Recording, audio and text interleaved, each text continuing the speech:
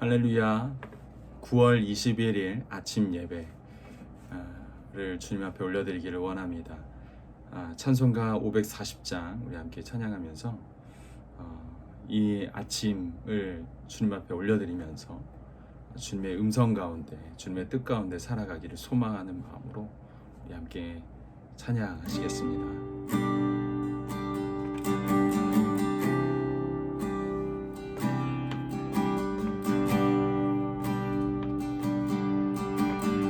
주의 음성을 내가 들으니 주의 음성을 내가 들으니 사랑한단 말일세. 믿는 마음으로 주께 가오니 나를 영접하소서.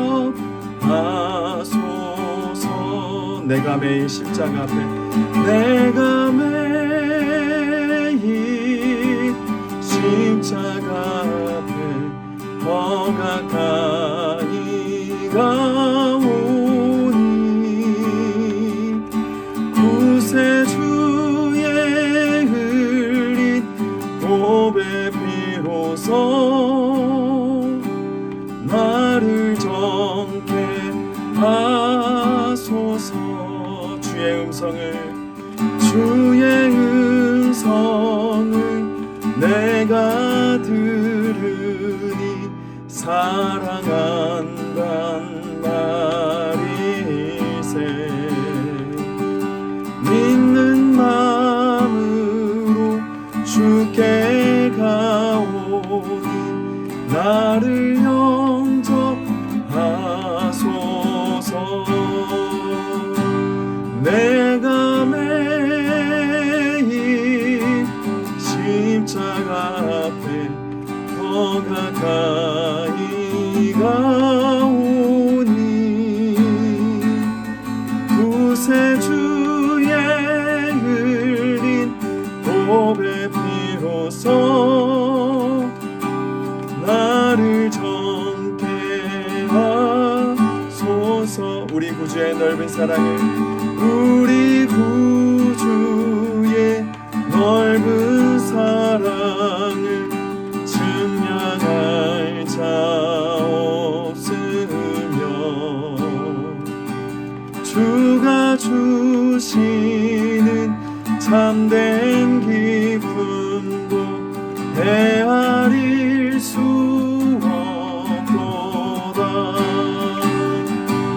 내가 매일 십자가 앞에 더 가까이 가오니 구세주의 흘린 보배 피로써 나를 정케 하소서. 내가 매일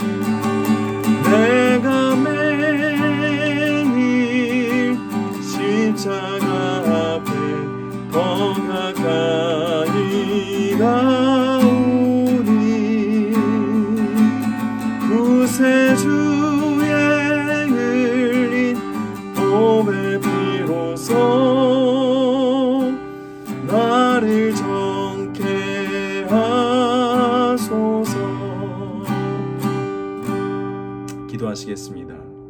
사랑이 많으신 하나님 아버지, 참으로 감사합니다. 하나님, 오늘을 시작하는 이 시간, 하나님 주님의 뜻을 묻고 하나님의 말씀을 듣고자 이 시간 가운데 주님 앞에 나아갑니다. 하나님, 시간을 구별하고 장소를 구별하여 주님 앞에 나아가는 우리의 마음, 우리의 믿음을 주님 지켜봐 주시고 이를 통해 오늘 삶 가운데 새롭게 역사하실 하나님의 일들을 기대하며 나아가오니 하나님 함께하여 주옵소서. 오늘 말씀을 통해서 주님의 뜻을 헤아릴 수 있는 하나님 귀한 시간 되어지기를 소망하며 예수님의 이름으로 기도드립니다. 아멘. 이 시간 우리가 함께 은혜를 나누고자 할 말씀은 사사기 20장 8절 말씀부터 28절 말씀입니다.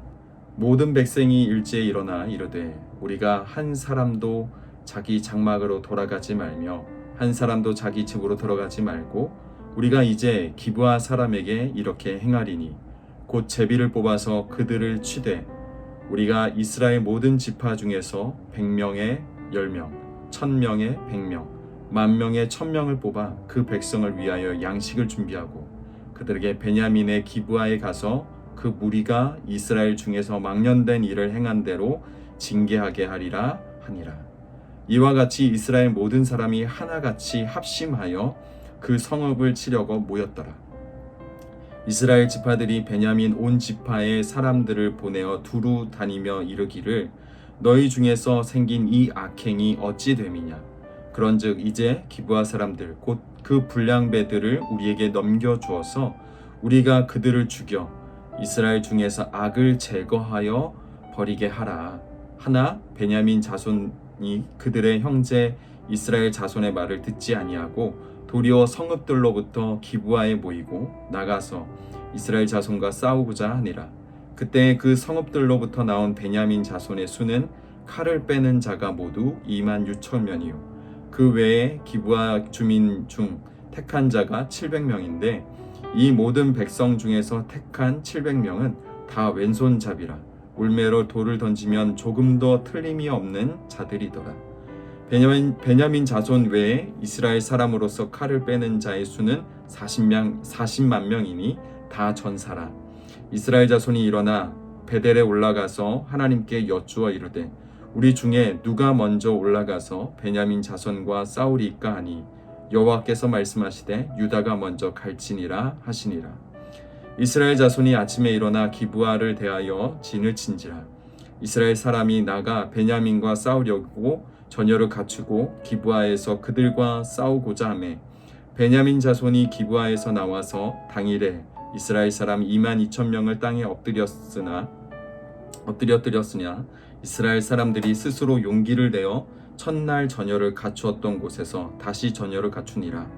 이스라엘 자손이 올라가 여호와 앞에서 저물도록 울며 여호와께 여쭈어 이르되 내가 다시 나아가서 내 형제 베냐민 자손과 싸우리까 하니 여호와께서 말씀하시되 올라가서 치라 하시니라.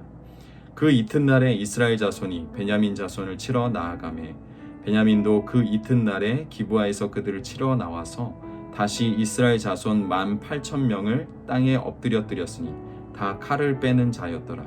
이에 온 이스라엘 자손이 모든 백성이 올라가 베델에 이르러 울며 거기서 여호와 앞에 앉아서 그 날이 저물도록 금식하고 번제와 화목제를 여호와 앞에 드리고 이스라엘 자손이 여호와께 물으니라.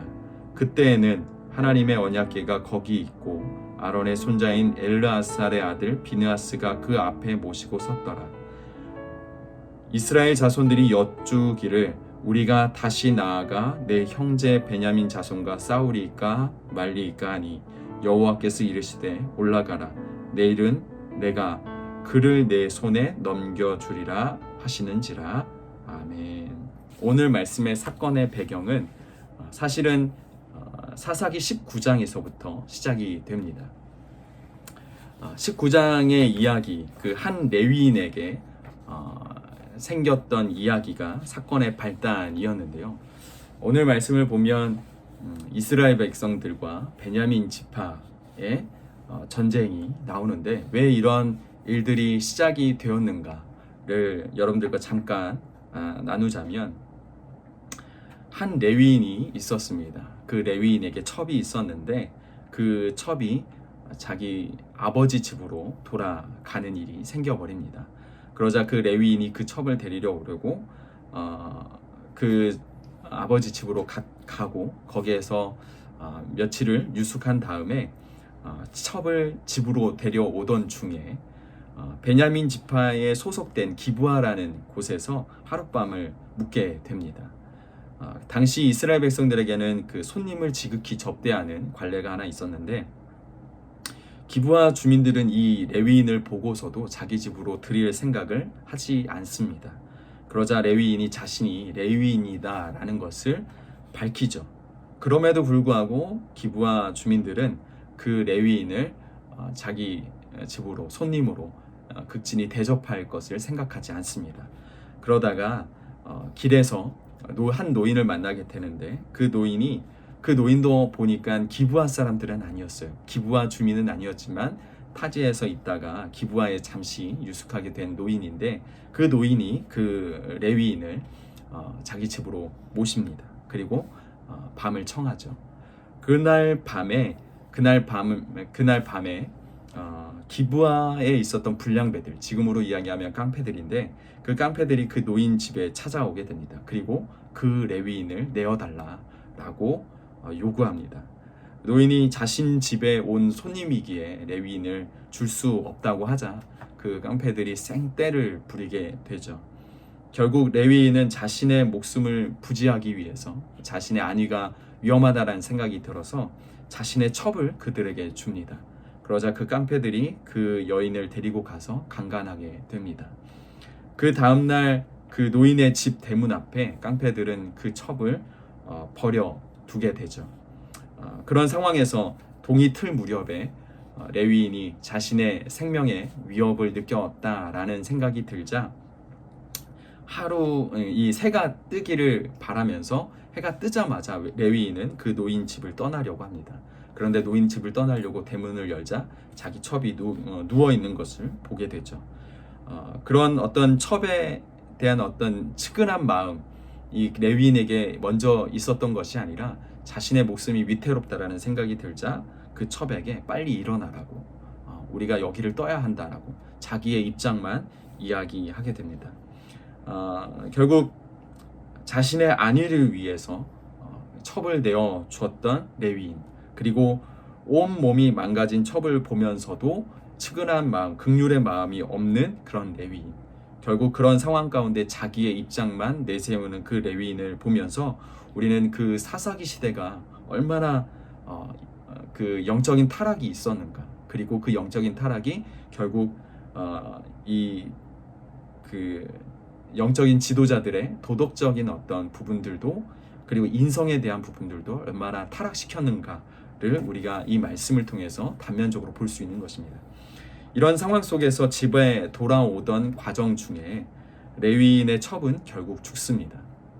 그러자 레위인은 그런 상황을 레위인 지파 모든 지파들에게 알리고자 첩을 토막을 내어서 각 지파에게 다 보냅니다.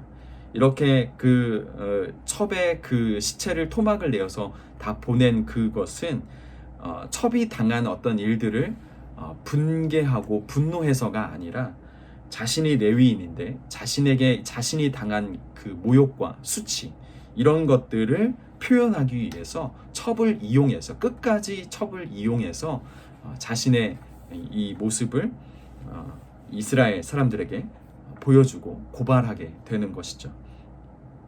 결국 이 이스라엘 지파의 모든 지파들이 모이게 됩니다. 회의를 거치게 되죠. 그리고 이 레위인과 기브아 주민의 이 관계를 묻게 됩니다. 그런데 그 회의 장소에 베냐민 지파만 나오지 않습니다. 그래서 베냐민 지파가 없는 11지파 이스라엘 장로들이 모여서 레위인의 이야기를 듣죠. 당사자가 없는 상황 가운데서 레위인이 얼마나 그 상황을 객관적으로 이야기하겠습니까? 그러니까 자신에게 유리한 대로 이 문제를 이야기하게 되죠. 자신에게 불리한 이야기거나 자신이 좀 뭔가 이 상황에 대해서 자기에게 안 좋은 이야기들은 다 뺀 채 자신이 받은 모욕, 수치, 이런 것들을 그 지파 장로들에게 이야기하게 됩니다. 그러면 그 지파들의 장로들이 이런 이야기를 들었을 때에는 레위인 말만 듣고 분개할 것이 아니라 양쪽의 이야기를 듣고, 물론 베냐민 지파가 나오지는 않았지만 베냐민 지파의 이야기도 좀 들어보고, 기브아 족속에 있었던 기브아 주민들의 그 불량배들의 상황도 좀 보면서 어떤 일들이 있었는지 면밀하게 좀 살펴봤어야 되는데 그런 일을 하지 않습니다. 결국 그 레위인 말만 듣고 이 11지파 장로들은, 11지파의 이스라엘 백성들은 분개하고 그리고 이 베냐민 지파를 어떻게 할 것인지에 대해서 회의하게 됩니다. 결국 오늘 말씀, 그리고 나서 오늘 말씀이 이어지는데 그 말씀에 보면 결국 이스라엘 백성들 11지파의 이스라엘 백성들이 베냐민 지파와 전쟁을 치르기로 결정하죠. 그래서 오늘 8절 말씀을 보면 이들이 일제히 일어났다라는 말씀을 하고 있습니다. 일제히 이 사건에 대해서 이 베냐민 지파에 대해서 징계하고 그들의 잘못을 추궁하기 위해서 이스라엘 백성들이 일제히 한 마음, 한 몸처럼 이들이 모여서 함께 이 일을 처단하기로 징계하기로 함께 일어났다라는 이야기를 8절 말씀 가운데 합니다. 그리고 그들이 마치 이 일들이 이루어지는 것을 빨리 원하는 것처럼 말씀은 이야기합니다. 그런데 우리가 좀 이것을 통해서 한 가지 주목해서 봐야 할 점은 무엇이냐면 그들이 한 마음이 되어서 신속하게 모인 목적이 가나안 전쟁을 위해서 모인 것이 아니라 자신의 동족, 자신 어떻게 보면 형제들, 한 믿음의 가족이라고 이야기하는 그 형제를 치기 위해서 모였다라는 것에 우리는 좀 주목해 봐야 할 것입니다. 이스라엘은 아직 여호수아 때부터 시작된 그 가나안 땅 정복 전쟁이 다 끝난 상태가 아니었습니다. 여전히 이스라엘 백성들은 가나안 민족들과 가나안 토속 그 주민들과 여전히 전쟁 중이었고 아직 마무리가 다 되지 않았습니다. 다 쫓아낸 사람들도 부족들도 있었지만 아직 다 쫓아내지 않은 지파들도 있었지요. 그리고 그들이 스스로 타협하여서 하나님의 말씀과 전혀 상관없이 서로 동맹하여서 살아가기로 결정한 지파들도 있었습니다. 이렇게 다 마무리가 되지 않은 하나님이 그들을 이 가나안 땅 가운데 보내시면서 가나안 주민들을 다 몰아낼 것을 명령하셨지만 그 사명과는 전혀 상관없이 그들이 그 전쟁을 이미 마무리 짓거나 또 다 몰아내지 않았음에도 불구하고 그냥 그렇게 살아가고 있는 그런 상황 가운데서 이들이 지금 현재 베냐민 지파와 전쟁을 하겠다라고 모인 것입니다. 어떻게 보면 제일 먼저 빨리 처리해야 되는 이 가나안 정복 전쟁은 이들이 그런 정복 전쟁에 있어서 그들이 취한 행동은 굉장히 소극적이었어요. 잘 나서지 않았습니다. 웬만하면 타협하려고 마음 먹었습니다. 그런데 가나안을 치는 데는 그렇게 소극적이었던 그들이 자기 형제를 치는데 자기 동족과 싸우는 데는 이렇게도 신속하게 적극적으로 움직이고 있다는 사실, 이것에 우리는 놀라지 않을 수 없는 것입니다. 베냐민 지파의 병력은 칼을 뺀 자가 26,000명, 그리고 또 기브아에서 뽑은 용사가 700명인데 그들이 다 왼손잡이였다. 여기에서 왼손잡이는 왼손만 쓸 수 있는 어떤 장애를 가지고 있는 사람들이 아니라 왼손도 쓰고 오른손도 쓰는 그런 양손을 자유자재로 쓸 수 있는 특별한 훈련을 받은 군사들이라는 이야기인 것입니다. 베냐민 지파가 기브아 사람들을 넘겨주지 않고 전쟁을 하려고 하자 이스라엘 백성들도 이 전쟁을 하기 위해서 병력을 모으게 됩니다. 베냐민 지파의 병력은 26,000명, 그 중에서도 훈련된 사람들이 700명. 그런데 이스라엘 백성들이 모은 숫자는 40만 명이었습니다. 그들 모두 다 훈련된 군인이었습니다. 기껏해야 26,000명에서 27,000명 정도 되는 베냐민 지파를 치기 위해서 이스라엘은 40만 명을 모읍니다. 어떻게 보면 이 전쟁은 처음부터 객관적으로 싸움 자체가 이루어지지 않는 싸움입니다. 이스라엘은 전쟁에 나서기 전에 베델로 올라가서 하나님께 묻습니다. 우리 중에 누가 먼저 올라가서 베냐민과 싸우리까? 하지만 이들은 이 질문을 하기 이전에 먼저 이 질문부터 했어야 됩니다. 하나님, 우리가 베냐민과 싸워야 합니까? 아니면 하지 말아야 합니까? 그런데 이 질문에 대해서는 그들은 당연히 하기로 다 정해놓고, 그리고 난 다음에 그 다음 질문, 누가 먼저 올라가서 베냐민과 싸워야 합니까? 라는 질문을 하나님께 묻습니다. 하나님께서는 그 질문에 대해서 답하십니다. 유다가 먼저 갈지니라. 그렇지만 유다가 먼저 간다고는 말씀하셨지만 그 전쟁에 대한 승리에 대한 약속은 하시지 않는 것을 우리가 볼 수 있습니다. 결국 그 베냐민과의 첫 번째 전쟁에서 이스라엘은 완전히 대패하고 맙니다.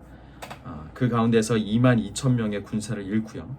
그들이 전쟁에서 진 것에 대해서 애통해하면서 여호와 앞에서 저녁까지 울게 됩니다. 그들의 눈물은 회개의 눈물이 아니었습니다. 전쟁에서 패한 어떤 수치심, 절망, 그것에 대한 분노에 대한 눈물이었습니다.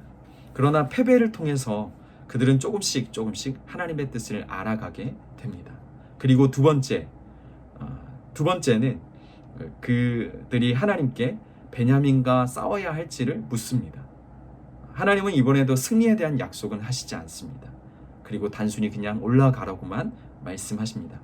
왜 하나님이 이런 승리에 대한 약속은 하시지 않으면서 누가 올라갈지에 대해서 말씀을 하시는 것일까?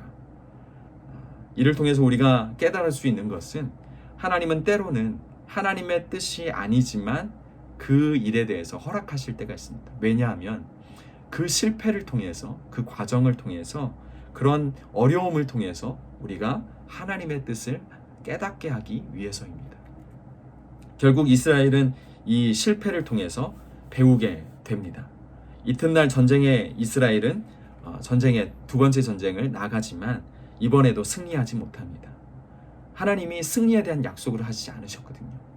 베냐민에게 패하여 칼을 뺀 자가 18,000명, 18,000명 군사를 그 전쟁의 두 번째 전쟁에서 잃게 됩니다. 엄청난 전력의 손실이죠.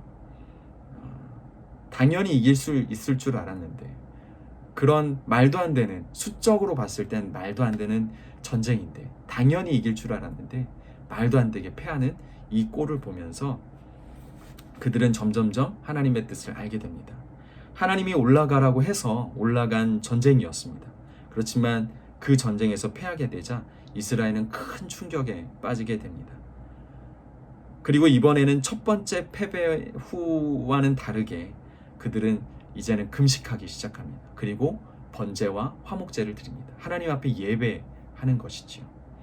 두 번째 전쟁의 패배를 통해서 그들이 깨달은 것은 전쟁은 수적인 우세, 그거와 상관없이 그들이 가지고 있는 그들의 전쟁은 하나님께서 승리를 약속하셔야만 그 전쟁에서 승리할 수 있다는 것이었습니다.